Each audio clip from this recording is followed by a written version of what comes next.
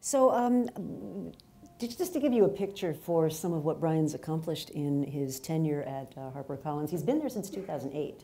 Which for CEOs is a pretty good run of success. And when he took over in 2008, the book publishing industry employed 83,744 people, according to Statistica. By 2014, that number was down to 65,189. And yet he took HarperCollins and has been able to really transform the business into something that's regarded today as one of the really premier properties in book publishing. So I thought it would really be interesting to just hear a little bit about your story. What did you think of when you first got there, and what are some of the critical decisions that you think really helped the company transform? Sure, thanks Rita. Look, it's an honor to be on the panel here. I feel like I'm the foil in some ways to no, you're the one with corporate entrepreneurship. So, yeah, I mean, since I was asked to be on this panel, I mean, I did have to kind of take a step back and think back over time what happened, because you do kind of live in the day-to-day and managing the company. We have 4,000 employees. We're in 30 different countries now. We publish in 17 languages, and so there's a lot of time and energy within the whole company that's very much about execution. And I'm a big believer in focus and execution.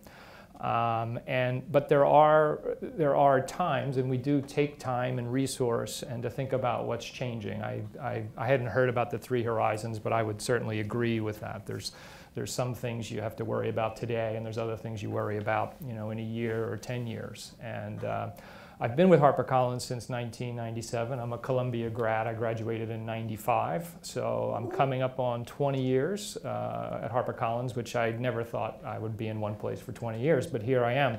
I hope I'm, still around and not the Sears example in 10 more years. That is what keeps me up at night. You get to rotate the chair. Yeah, well, good point. Yeah, all the things not to do. So I've been lucky at HarperCollins. We have, as I said, about 4,000 employees and $1.6 billion in revenues, and a lot has happened in the industry in the 20 years that I've been with HarperCollins and its CEO since 2008. Probably, the first memory of when I realized something big was happening was at the Frankfurt Book Fair. And I think it was 2004 or 2005 when Larry and Sergey came out to the Frankfurt Book Fair, which is the largest international book fair in the world, because they were beginning to try to figure out what to do with books and search engines. And they met with all the publishers. And here are these 2 young kids that came in that had a dissertation on index cards or something like that. And here we were. And Google, people were just starting to use Google at the time, from what I remember. And all of a sudden I realized, that there was a sea change that was going to happen, and I didn't know how it was going to unfold, but that was one crystal clear memory. Then, of course, there was the Kindle, which came later.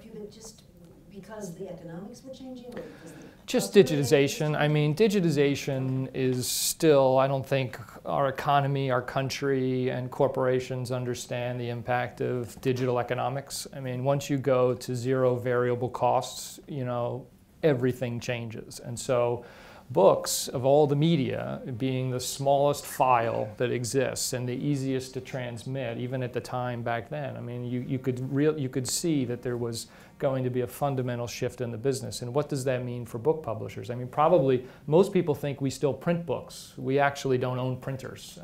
Most publishers got rid of printers they outsourced it, probably 50 to 100 years ago.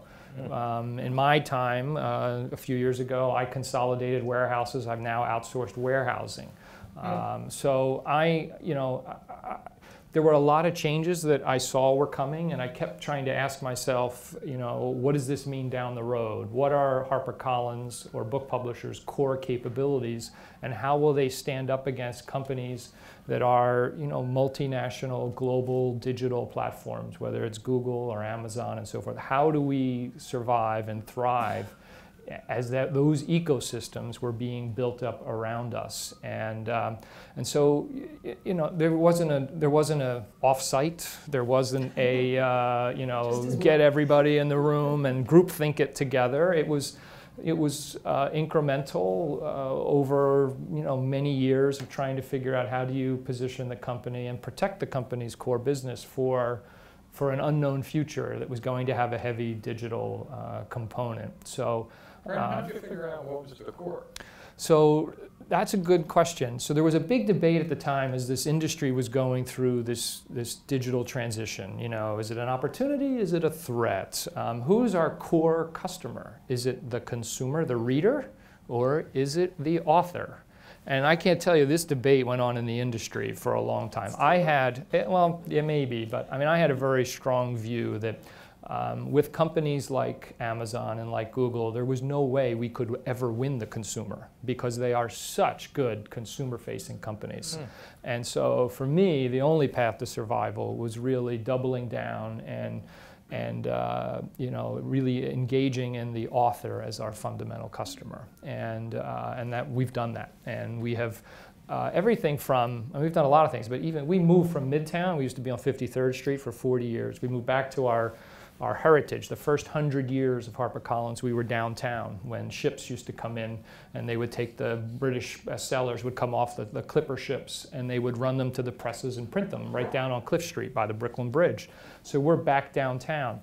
But as an example, when I redesigned the office space, I went from 20 floors in a tower with everybody behind closed doors. When an author visited us in our old space, they didn't really know what everybody was doing in that publishing company. In the new space, it's all open. The designers, because design is a key part of the value we add to the book publishing process, they're at raised desks. So when an author visits, they see, oh, there's people designing our books. They're designing marketing plans. Their editors are there. They see teaming people. It looks more like a startup, frankly. Where you see people everywhere working away on manuscripts, doing design. And then we have our history.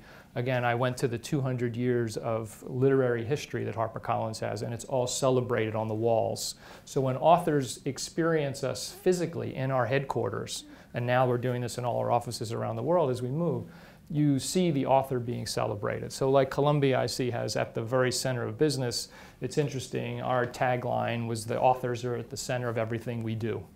So they are really our core. If we can keep authors happy and continue to provide and articulate the value that we bring to authors, then we can work with Amazon and Google and Facebook and everybody else because we've got the authors. And at the end of the day, we were talking about the business model. We are, publishers. The way I think about what we do, we are two things. We are venture capitalists of culture. We allocate, we commit more than $200 million every year to new books, new authors, new works. And we tend to buy them in auctions, so it's a very competitive situation. The second thing that we do is we are a large global professional network of publishing people. And the feedback loop that we get, it's not like we get handed a manuscript and it works its way through the factory in a linear fashion till we finally have a printed book. It's much more throughout that whole publishing process. We have experts, with decades of experience in each function that all provide the experience of last month's publications, feed into the next month's publications. And it just, it's really this this network that feeds on itself. And that's really what we are. We're a collection of professionals, more like a law firm or a partnership of doctors that share expertise and best practices on how to optimize each author's work to its fullest potential. So we really pivoted away from this, we're going to try to be a book retailer, or we're going to try to, to kind of compete head to head with digitizing our own books, which I tried, by the way. We digitized all our books before everybody else, but ultimately you had to turn them over to Google, let them ingest them so that you could get the marketing impact from them. We tried very hard to keep them separate, to kind of retain control. And that was one of the things we tried, didn't quite work. We wound up giving up. So we've done a lot of things in terms of trying to understand what is our future. So the core capabilities for our business today, when I think about them, the ones that can't be replicated by any large digital platform are the editorial and the marketing. And by marketing, I mean everything that includes sales and publicity, everything we do to build an audience for an author.